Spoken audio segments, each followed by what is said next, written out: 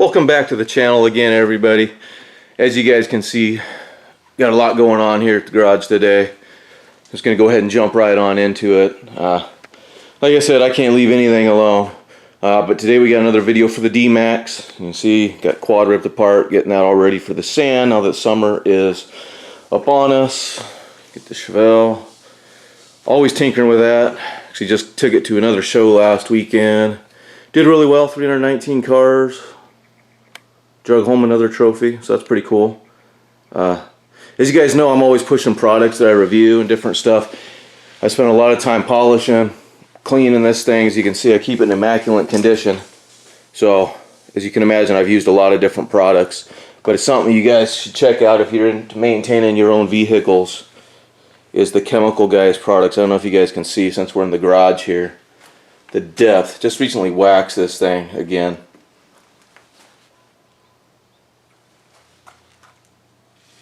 So anyway, if you're into that sort of thing, I highly recommend this product. Like I said, just use for the first time. First Chemical Guys product I've used. I will definitely be buying more. About 20 bucks roughly for the bottle.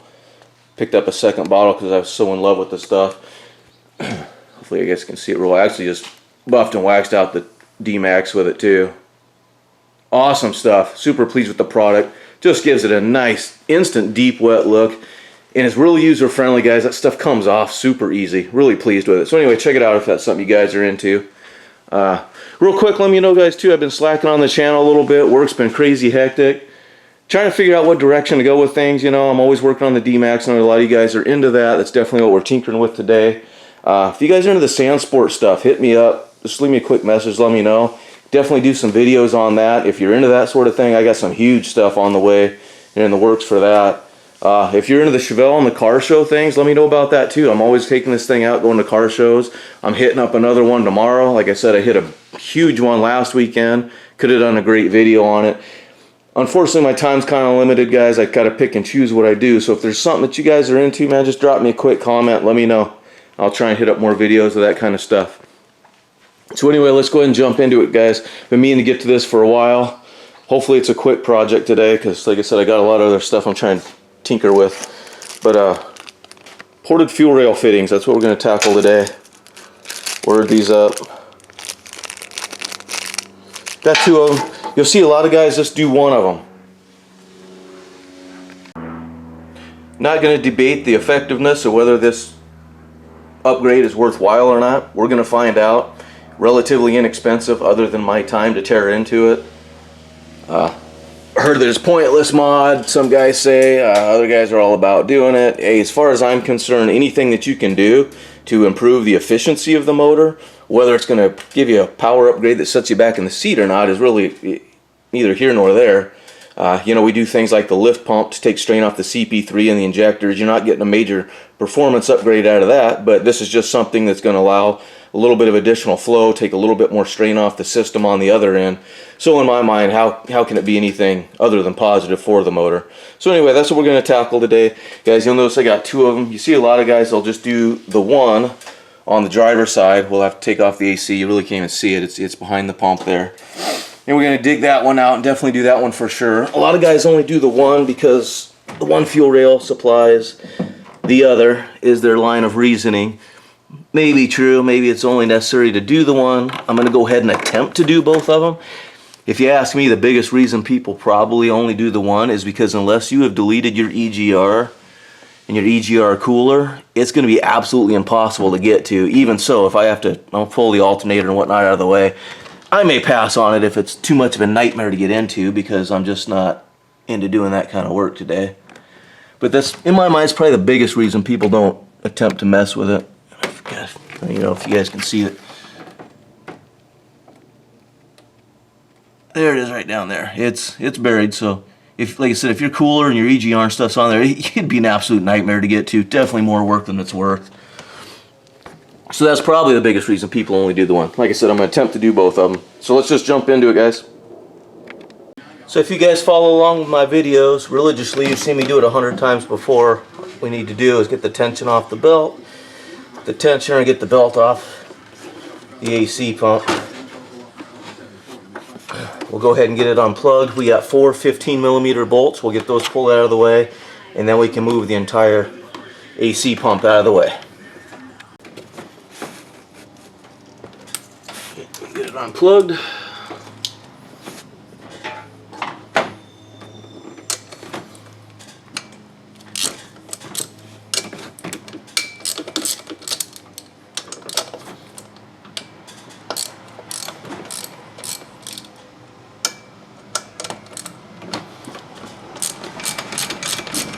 Get those loosened.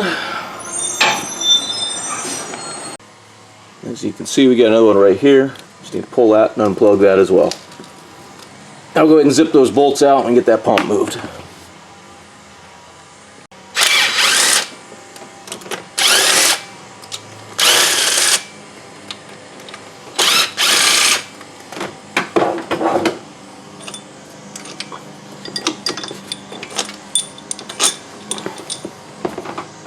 Okay guys, just like that, then we can lift the entire AC compressor out of the way.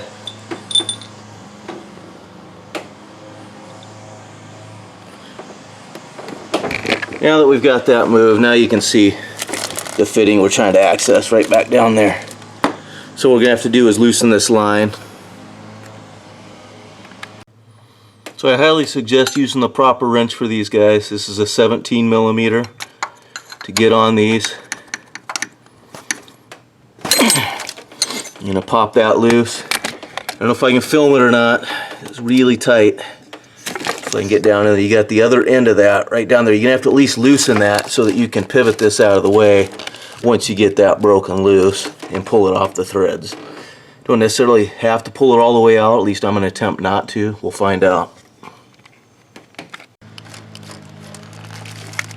Okay, so as you guys can see, I couldn't film it. I got my wrench in there, was able to break that side loose. I think I can get my socket in there, ratchet, without pulling this thing all the way out, because I really don't want to fight to get those threads restarted.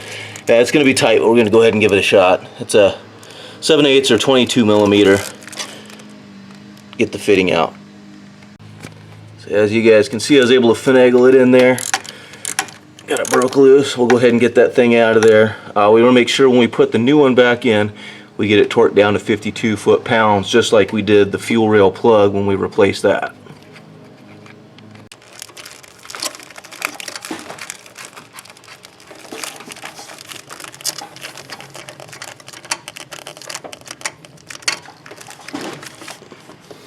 So there you go guys, got it out. That's proof you can get it out without pulling that line out completely, because I just did it. It's definitely a tight spot, but I've been in tighter. I got 3 kids to prove it. Let's get that new one back in. Do my best to try and film this here. As you can see on the left is the fitting that we just pulled out. I don't know if you can see through that hole or not. I can even hardly see daylight there. And here is the ported fitting we're putting back in. There's definitely a huge difference between the two. So we had one of the things you recommend, just like with the fuel rail plug, we go ahead and lubricate those threads with a little bit of Vaseline, and then we'll throw it in there. Alright guys, there it is, all lubed up, going back in. We'll get that torqued down, and then we'll get that little fuel line hooked back up, and we can get the AC compressor back on there. And then we'll see what we can do about tackling the other side. So we're all back in there. I'm just trying to get my fat fingers in there. Get these threads started real good by hand before I attempt to put a wrench on anything. Looks like we're there. Everything's hooked back up. We'll get that line tightened down and get the pump put back in.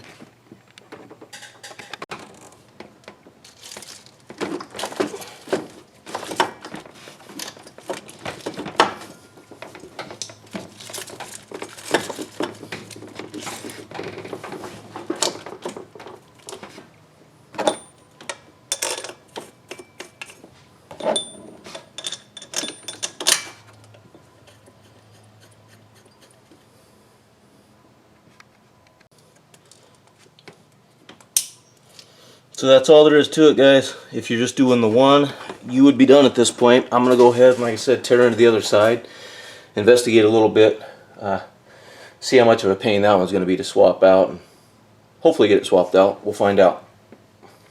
If not, we'll just roll with the one for now. Alright guys, so I spared you the process because it's a struggle for sure.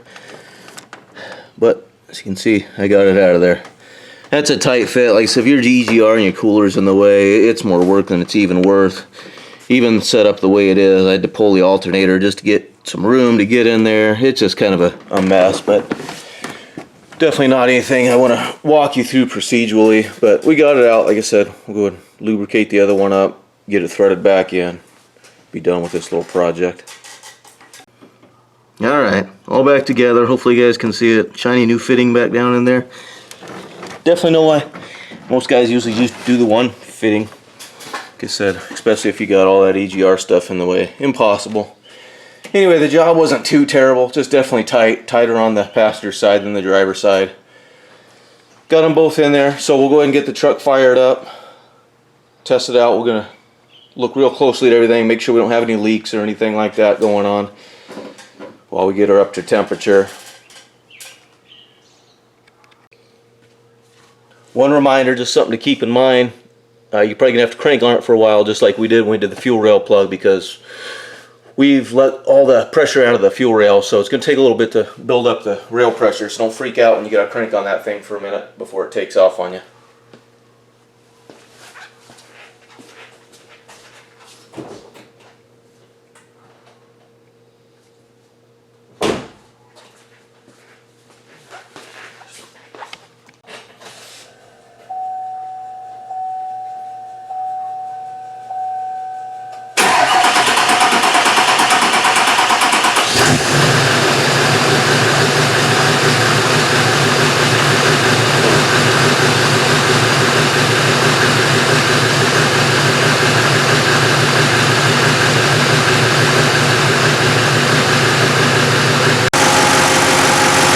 There you have it, guys. So far no leaks or anything like that. Like so, I'll let this thing get warmed up, take her out for a spin, go for a test drive, and I'll let you know how it goes. Alright guys, just back from a test drive, double checking things, making sure everything still looks dry. Don't see any leaks or anything like that. So far it was a successful test drive. Everything looks good. Can't really say anything yet, you know, haven't really driven the truck any length of time yet. Feel like I noticed a little bit of crispness in the throttle response improvement. Other than that, time will tell if there's any sort of other added benefits, but less restriction can't be a bad thing. Anyway, thanks again for watching, you guys. As always, more to come.